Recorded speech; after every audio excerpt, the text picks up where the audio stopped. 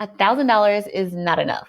Now, don't get me wrong. 1,000 is a really good starting place. If you've saved 1,000, whoop, whoop, yes, that is amazing. And you should celebrate that, but you should not stop once you get to the 1,000.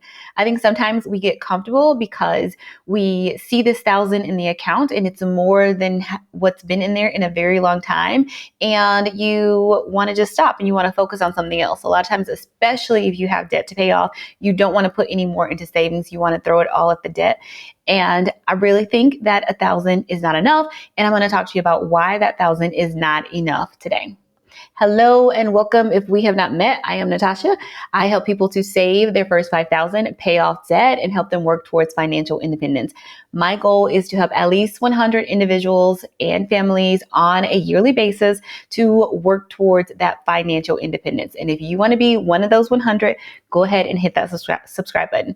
And if you end up enjoying this video, I would love for you to learn more strategies that I like to share in my Confident Money Moves newsletter. You can do that by going to moneywithconfidence.com/join.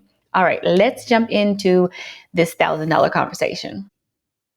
So let me talk to you if you have a car or a house. Like, think about if your car were to break down or if something in your house needed to be repaired, something happened in it.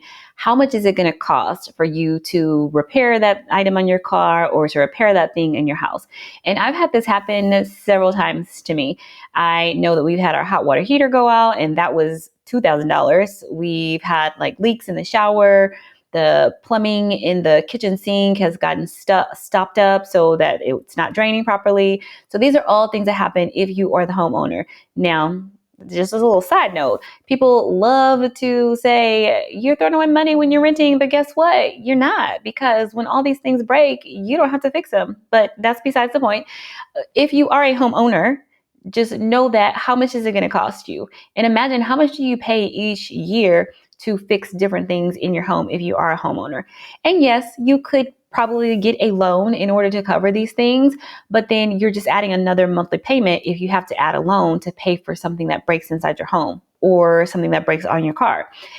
Now, we just took our car in for an oil change the other day, and they had all these recommended additional services. And I was looking at it. I didn't take it, Damien took it, but I was looking at it and it was over $500. And I was like, why do we need this? Do we really need to flush the brakes and do the oil injection, whatever it is? Maybe you do. I don't know. I'm not a mechanic, but I just think an oil change is good enough. No, but seriously though, if you really needed the repair to happen, then would you have that $1,000 available? Yes, you have it if you have saved the $1,000. Sorry, you have it if you have the $1,000 saved. But what if it costs more than that? And once that $1,000 is gone, how do you rebuild it? If you're always adding to that 1,000, if you continue to add once you've got the 1,000, then you're going to continue to build it up. So even when you use it, you're not going to take it down to zero. Hopefully, if you have a $1,000 expense, you're already going to be building up to work your way back up to the $1,000. And then I'm just thinking about the most recent months that we've been through with the federal government shutdown and how so many people were not able to pay their bills. So many people were standing in lines for food, saying they weren't able to purchase food and all of this stuff. And $1,000 is only going to take you so far. So imagine if you are out of work for a month, and that could be due to something like, oh, you're a government worker and the government is shut down. Or maybe it's just that you're out of work because you got injured on the job, or whatever the reason is. $1,000 is only going to take you so far. It's probably not going to get you through that full month to be able to help you to pay your rent, to pay your car note, to pay for groceries. And so working up to at least 1 month of expenses would be, I think, a big priority, so that you at least have a little bit of breathing room. If your main income source stops all of a sudden for some reason, you've got a little bit of breathing room until you have to bring in additional income. So you've got that 1 month of expenses saved up. It just gives you a little bit more flexibility than if you only have $1,000. And I think most people's expenses are probably more than $1,000 in a month. If yours is only $1,000, that's great. And you're good if your monthly expenses are $1,000. But for most people, it's really figuring out how much is 1 month of my expenses and how can I continue to save to 1 month of expenses versus stopping at 1,000. There's a really easy way to figure out your 1 month number. Most people are spending every single dollar that they earn in their paychecks. So the easiest way to look at this is to look in your bank account, wherever you got the money deposited, to see how much do you typically get deposited into your bank account on a monthly basis. And that's your emergency fund amount to say 1 month of expenses. Now, I know this is more than what you probably need in an emergency situation, because hopefully in an emergency situation, you're going to dial back on the spending and you're not going to spend in the same way as if you had income coming in. But again, if you do just that full 1 month of expenses, whatever you're spending right now, it's going to give you that much more of a buffer between when you need to get another dollar coming in from somewhere. So I would say once you've gotten that first $1,000 saved, that next goalpost, maybe it's 2,000 for you if you feel like you need something to where you can celebrate. But trying to get to that 1 month of expenses mark would be one of the big goalposts for the journey, I would say.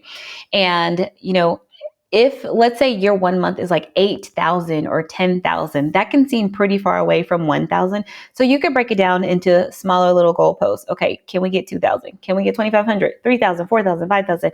Whatever it is going to take to help you to keep motivated to actually work towards that one full month of expenses.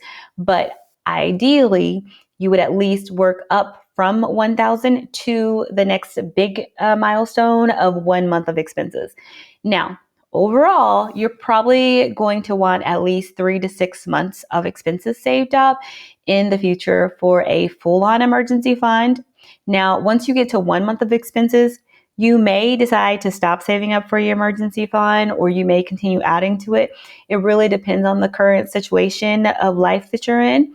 So if you have a large amount of consumer debt, a large amount of credit card debt, then you may stop before you get to that one.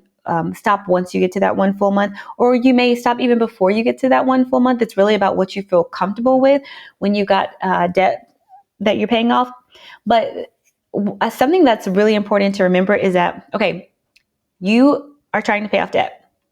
You don't want to go into more debt. If something pops up, you'll want to have some savings, that $1,000, that 1 month of expenses, so that you don't have to add on any new debt. So I know that can be like a really tricky mindset thing that people face of not wanting to put any into savings because they don't see the instant rewards of the debt being paid off, of putting it towards the debt, but it's actually going to keep you from adding to your debt levels if you have something over here saved for those times when something pops up. So beyond that 1 month of expenses, you'll probably want to work towards a little bit higher of an emergency fund in the future, which I mentioned a little bit about before. And typically that number is 3 to 6 months. But there's something really interesting happening in the job market right now where it is taking people more than 3 to 6 months to get hired again. It's taking them 9 months. It's taking them a year. It's taking them over a year. It's just really hard for people to get hired right now. And not only that, there are a lot of layoffs happening across a lot of different industries. So you may want to try to aim for a bigger emergency fund if you can. But obviously, if you are someone who's paying off debt, you want to kind of balance it. You don't want to build up too much. You also want to get rid of the debt while you have income coming in. So there's really this delicate balance that you're trying to strike of, okay, I've got enough in savings so that I can sleep at night, and I'm going to now focus on paying off the debt, or I'm going to still do a little bit going into savings to continue building that, but majority of my extra money I'm going to put towards the debt to get that paid off. So likely the amount you'll want to have saved is 3 months of expenses or 6 months of expenses. You may want a higher amount depending on how your industry is, how stable it is, how likely it is that you're going to be able to easily get another job or bring in additional income if you were to get laid off. If you really want to get clear on your emergency fund, I highly recommend you going to moneywithconfidence.com/IMP. When you go to moneywithconfidence.com/IMP, you'll be able to get this intentional money plan. And one of the great things about it is on here, there's a column to where you can select the things that are your necessities so that you can get a better, clearer picture of like that baseline emergency fund. I know we talked about just using the full income that you earn each month, that you spend each month. But if you want to get granular and save, like, this is what I need to cover my baseline expenses, then you can use that to do this. And then at the very bottom, it's got this emergency fund section where it's going to show you how much you need for your fixed expenses, which are those bills and recurring things, how much you need for the flexible stuff that happens on a monthly basis. You still got to spend some money on gas and groceries and things like that. And then if there's any non-monthly stuff you're saving up for, it'll help you determine that total amount that you need for the emergency fund. It's going to show you a graph of your 1 month emergency fund amount, your 3 months amount, your 6 months, 9 months, 12 months. So this is something that I highly encourage you to check out if you have not already done so, and you can get even clearer on your emergency fund numbers. Now, let's talk about why it's really important to move beyond that $1,000 of savings. Life is going to happen. Something is going to come up and you are going to need to access the money that you saved. And it may not be that one expense, one emergency comes up and you need the full 1,000, but you might get hit with multiple emergencies within a month. And so having that larger emergency fund available is really going to help out. I've seen where people I've worked with have had to pay rent twice in a month for whatever reason. And imagine if you had to pay your rent twice in 1 month. I don't know what your rent is, but you know what it is. Think about what amount you would need to have available in order to be able to do that. There's just been a lot of different crazy situations that have happened. I've had people where their paycheck has come through late. I mean, that's kind of like with the government workers. Like they did not get a paycheck for the last over 30 days. So with that being the case, you need something to get you to that next paycheck. And that $1,000 is probably not enough to get you there. So if you are unsure of what your emergency fund amount is beyond that $1,000, again, highly recommend you go to moneywithconfidence.com/IMP and do it. So in the next video, I'm going to be sharing with you how to go beyond the $1,000 and some different techniques and strategies you can use to get more than just $1,000 saved. All right, I'll see you in the next one.